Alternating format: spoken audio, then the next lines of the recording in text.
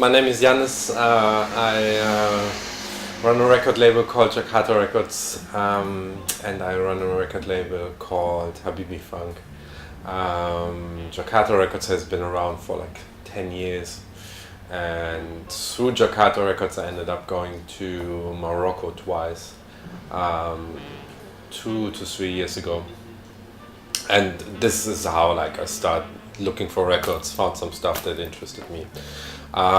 Did some DJ mixes, a lot of people were interested in them, so we figured it's time to see whether we can find some of the original musicians and work on some reissues. And yeah, that was the starting point for Habibi Funk, and we started releasing on that label like 1.5 years ago, or maybe a bit more than 1 year ago. Tu es là parce que vous sortez un album avec Habibi Funk et Jakarta Records autour de D'Ahmed Malek, autour de ces musiques de films qui sont d'un funk, d'un groove exceptionnel. Est-ce que tu peux nous présenter cet album? Funny enough, it took me a little bit. I was also into Arabic music for a little bit until I actually heard about the album. Then I found some music on the internet and I really liked it. But the original, there's only one original vinyl pressed by him, and it was released by the Algerian state sometime in the 70s. And that vinyl is like very hard to find and expensive, and at some point I actually found a copy and was like already very much interested in working on it, but I had spoken to some people in France, and they had told me that they tried to release the album, but they couldn't find the family to make a deal with.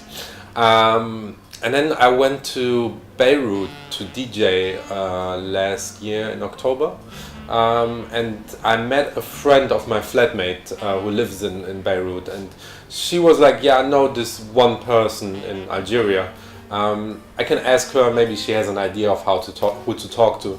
And it turned out that one person she knows in Algeria is actually the neighbor of D'Ahmed Malek's daughter, so pure coincidence.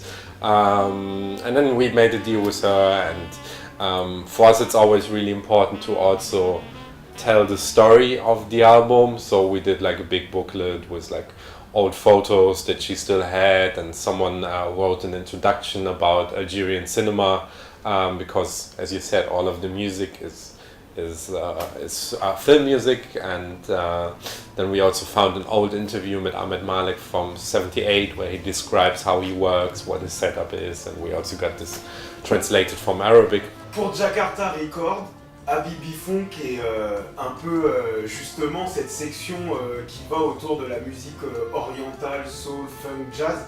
Est-ce que tu peux nous en dire plus sur ta position par rapport à Habibi Funk, parce que je sais que tu es très impliqué dans ce secteur-là, et comment tu amènes ça au sein de Jakarta Records? So and then actually we went to Algeria 2 months ago to meet D'Ahmed Malek's daughter in person, and it turned out she still had a lot of old master tapes from her father.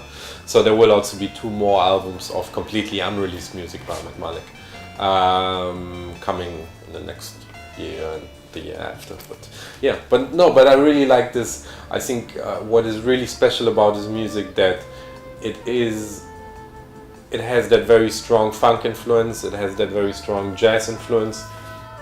It mixes it with Arabic instrumentation and musical tradition, but at the same time it always has this feeling of melancholia that you somehow find in all of the tracks. And yeah, it somehow gives it a very unique sound, and I feel if I hear a song by D'Ahmed Malek I might not know, chances that I could tell it's his are quite high, so he has that very recognizable sound. So yeah, it's definitely sometimes it's funny to see how D'Ahmed Malek's daughter always says, yeah, he's working in heaven to make sure everything happens, and that we met, and yeah, she's very certain that her dad would be very happy to see this reissue happen. Est-ce que tu peux nous en dire plus sur Habibi Funk et sur ce côté un peu arabisant de la soul et du jazz? Even Jakarta Records has a wide range of releases, so we don't only do hip hop, but we also do soul funk. We pretty much do everything on Jakarta we like. within limitations. Let's say if there would be a black metal album we like, we might still not put it out on Jakarta. So whatever gets put out on Jakarta still somehow has to have some sort of groove and soul and organic feel. So in theory, I could imagine all of the music that came out on Habibi Funk could have also been released on Jakarta. But I think as all of, but we still decided to give it its own brand, make it an own sub-label, because there's like somehow, it's like one story that somehow belongs together. And I think in order to give this story and this scene of music that was happening in the Arabic world, like in the 70s, early 80s, like its own recognition, we felt it makes sense to also give it its own label, own identity, own narrative. And at the same time, it's still very much linked to Jakarta Records. So everything we do on Habibi Funk, we also repost it on Jakarta. So I think all of the people know that it's two labels linked together. But yeah, in this particular case, even though Jakarta is very open to a lot of different types of music, we felt it makes sense to have its own niche, its own home just for the Arabic music. Jannis, je sais que tu es un digger de dingue, que t'aimes ça. Est-ce que ça fait partie intégrante de Jakarta Records, ce côté digging vinyle, ou simplement c'est juste une recherche de sons originaux et différents? Ou est-ce que c'est un tout? I mean, Jakarta Records is like, in the end, also just two people. It's Malta and I. We've been, we actually went to the same school.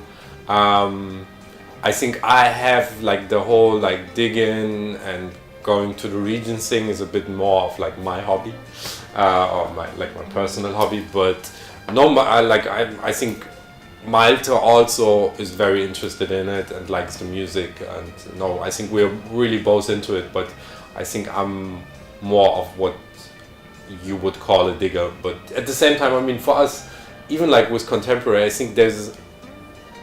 I don't think there's any Jakarta release where we didn't do vinyl. So for both of us, vinyl is the format that we personally listen to.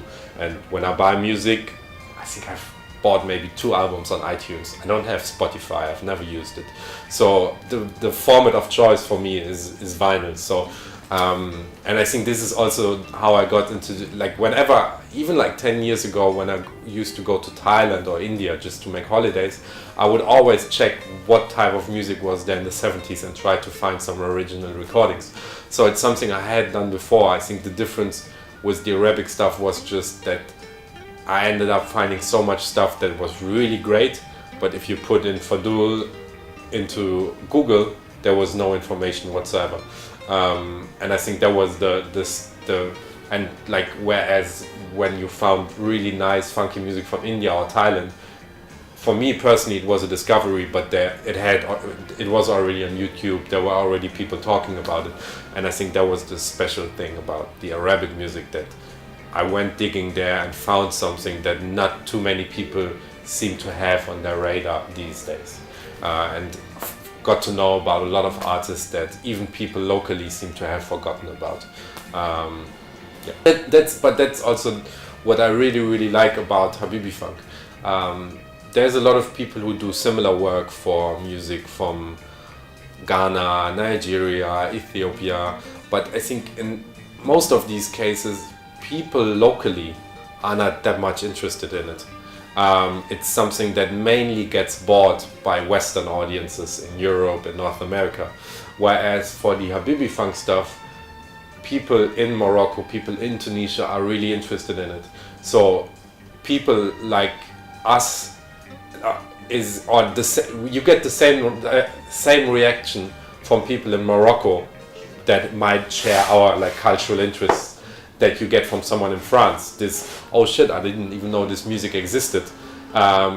So I think there's also a lot of people in these countries who rediscover a musical heritage they didn't even know existed. And it's really nice that people are also, it's not only something that gets consumed and listened to in the West, but there's also an actual local interest, and I also can go there to DJ and yeah. On en arrive déjà à notre dernière question, qui est comment suivre Habibi Funk, Jakarta Records et la progression de cet album, comment te suivre, les actus, les liens internet, les réseaux sociaux, dis-nous tout.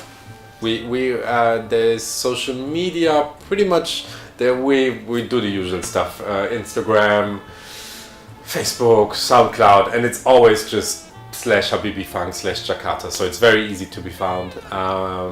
For Habibi Funk, it's a bit like there's an Instagram channel where I mostly post old covers and do like very small, like 2-sentence reviews about some records. And we have a YouTube channel where we post some old tracks, and then SoundCloud is obviously for the mixes.